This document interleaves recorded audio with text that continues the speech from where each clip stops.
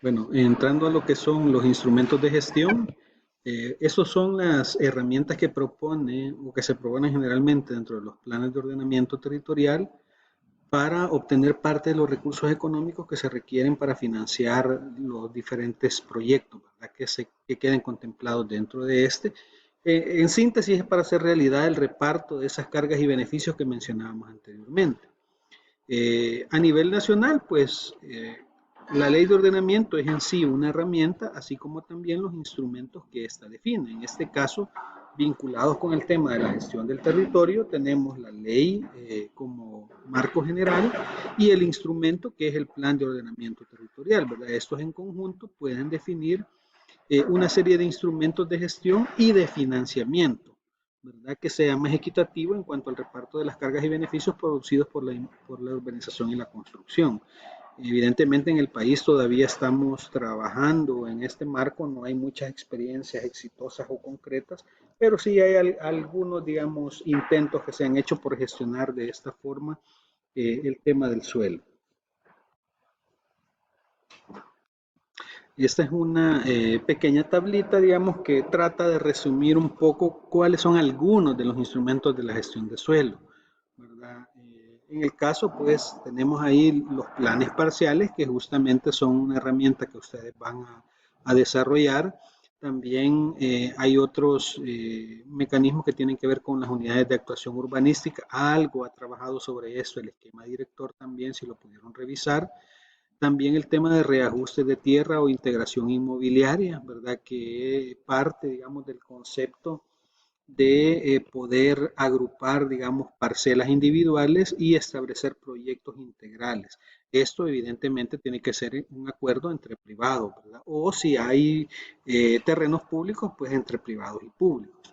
También el tema mismo del reparto equitativo de cargas y beneficios que tiene que ver también con esos mecanismos de reparcelación y cómo de alguna forma aquellas personas que tengan terrenos en zonas donde no se puede urbanizar, pues puedan formar parte, digamos, ya en el consolidado de áreas que se puedan, digamos, urbanizar para que puedan tener una rentabilidad económica principalmente.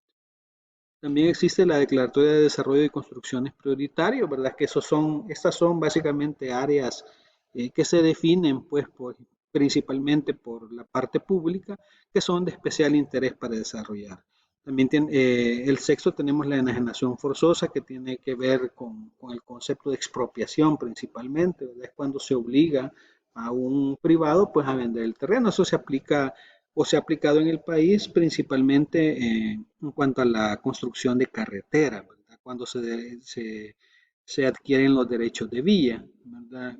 Existen, digamos, la mayoría de personas pues ya están conscientes porque si están al lado de una carretera, pues en algún momento el Estado les puede pedir que les vendan, digamos, parte de ese derecho donde va a pasar la carretera, aunque existen casos también de propietarios que no han querido ceder.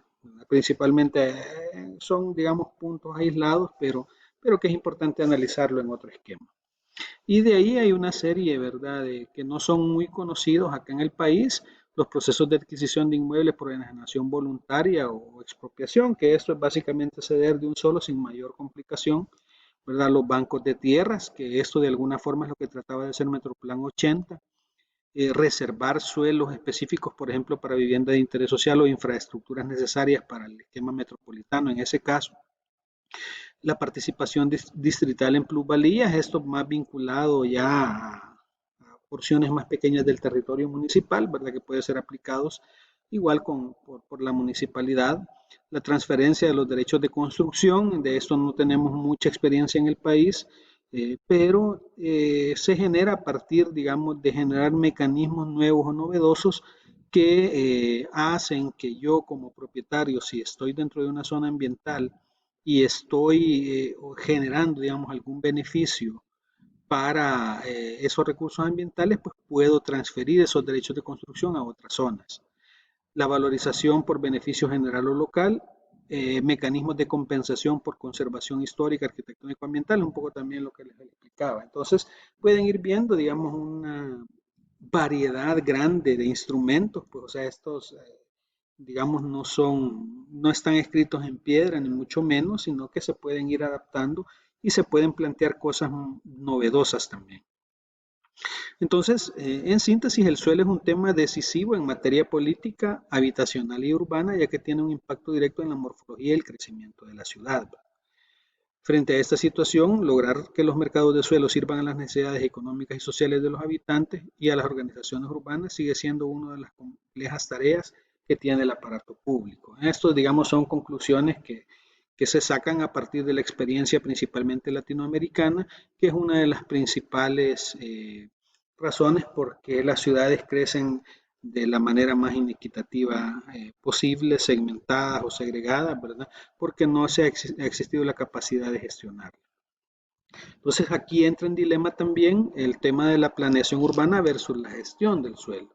O sea, yo puedo planear en escritorio una ciudad ideal que cuente con todos los componentes básicos que se necesitan, pero otra cosa es hacer la gestión para que eso se vuelva realidad.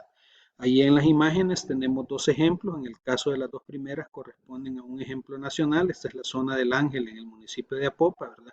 Que como saben es una zona de amplia expansión del área metropolitana y que en algún momento pues los privados comenzaron a generar propuestas de intervención en esta. Y las otras imágenes es otro ejemplo de una ciudad argentina en el cual podemos ver, digamos, que hay no solamente un proceso de planeación urbana, sino que también, ya vamos a ver en un ejemplo más adelante, ha existido un proceso de gestión de ese suelo urbano.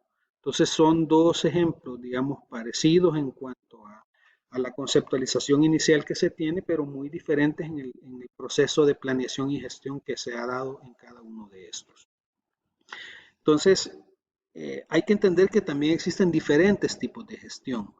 El caso de la gestión individual que les mencionaba anteriormente, que es lo que se da comúnmente en el país, es dentro de una porción del territorio, ¿verdad? De un área metropolitana o una ciudad intermedia, existen propietarios de suelo que generalmente lo que buscan es generar islas, ¿verdad? Cada uno diseña desde su perímetro hacia adentro, diseña su proyecto con clústeres cerrados, con espacio público adecuado, etcétera, pero sin conectarse entre ellos. Entonces, nos va surgiendo esa dinámica y es justamente lo que pasó en la zona del Ángel, ¿verdad? Ahí en Apopa, donde cada propietario pues comienza a desarrollar su proyecto desconectado y su proyecto se conecta generalmente a las principales vías, ¿verdad? Entonces no se genera, digamos, una estructura coherente y de articulación entre los diferentes proyectos. Entonces la pregunta aquí es, bueno, ¿y qué pasa con los equipamientos sociales? ¿Qué pasa con el colapso que se va a dar de las vías? Justamente al meterle esa gran cantidad de vehículos que van a salir siempre al mismo eje, etcétera. Entonces, otro modelo es la gestión concertada, ¿verdad? Que parte del concepto de que un territorio tiene que ser construido y generado de forma asociada, llegando a acuerdos y a concertación entre públicos y privados para generar, digamos, mecanismos de distribución, en este caso una red vial adecuada que permita descongestionar las principales vías y que de alguna forma contribuya, digamos, a mejorar la fluidez y la conectividad en estas zonas, pero también en cuanto a la dotación, digamos, de aquel equipamiento que se necesita, como parques, escuelas, hospitales y todo aquello que básicamente un privado de forma individual no podría otorgar. Entonces, a esto es lo que se le conoce como reparto de cargas y beneficios compartidos, ¿verdad? Es cierto, no vas a poder desarrollar tu proyecto individualmente, sino que vas a tener que ceder más terreno para vías, posiblemente vas a tener que contribuir a la compra de terrenos para equipamiento de otros propietarios privados, pero que en conjunto se genera un proyecto más estructurado, una relación más coherente en cuanto a los diferentes proyectos, una morfología adecuada o que se adapte también a las realidades de ese territorio. ¿Verdad? Entonces, para poder, digamos, ir gestionando, para esto se necesita aplicar algunos de los instrumentos que mencionábamos anteriormente. Por ejemplo, acá es cómo agrupamos los terrenos individuales y los agrupamos en una reparcelación en el cual, digamos, si hay un propietario, por ejemplo, este, que le corresponde ceder toda esta manzana para la ubicación de un gran equipamiento, pues puede verse compensado con terrenos alrededor o cercanos a él que puedan ser desarrollados de manera privada. Entonces ahí es donde de alguna forma se va dando esa compensación y ese ganar-ganar que se mencionaba anteriormente. Este es otro ejemplo muy interesante, ¿verdad? Que siempre en el caso argentino, ¿verdad? En el cual un propietario privado tenía un terreno y el gobierno en este caso necesitaba adquirir un terreno para la construcción de vivienda de interés social, la ubicación aproximadamente 4,5 kilómetros del centro, digamos, de la ciudad en este caso. ¿Y qué fue lo que pasó? Pues el propietario pues, básicamente vendió el terreno, en este caso a la municipalidad, pero lo que ustedes ven marcado en color amarillo fue terreno que se quedó él como propietario. O sea que les vendió toda la parte donde ya ven la construcción de viviendas, ese es el proyecto que desarrolló el privado y él se quedó con una porción al frente y en medio justamente para aprovechar que con la incorporación de la infraestructura, él se aseguraba que su terreno ya iba a tener factibilidad en cuanto a los servicios y al mismo tiempo también quedarse con una zona al frente que generalmente se convierten en zonas comerciales que tienen un valor mucho mayor que el uso residencial mismo, como veíamos también en el gráfico anterior.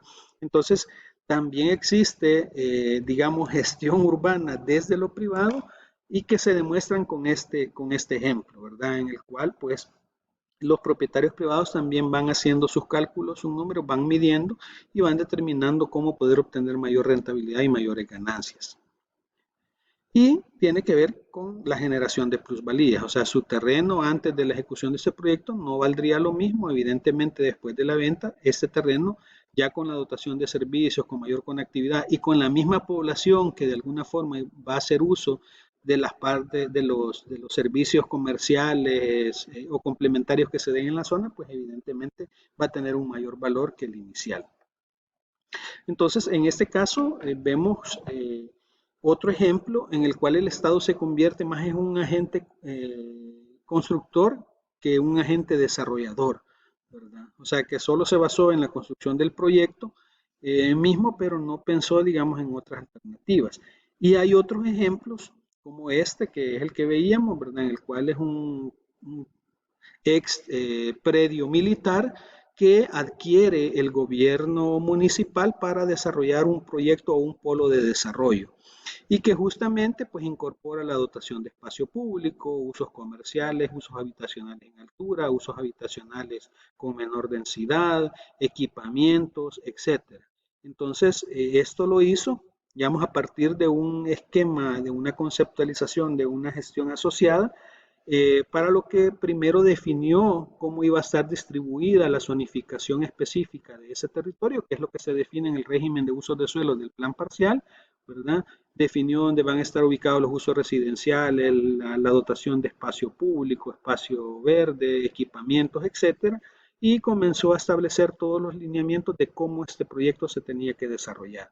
Entonces, el gobierno invirtió en la dotación de urbanizar ese suelo, o sea, meterle todo lo necesario en cuanto a infraestructura, drenajes, agua potable, etcétera, y posteriormente vendió los terrenos a privados, pero ya urbanizados. Entonces, la plusvalía que se genera en este caso queda en manos del municipio, ¿verdad? Porque gana, digamos, todo eso que en otro esquema pues hubiese sido de propiedad privada.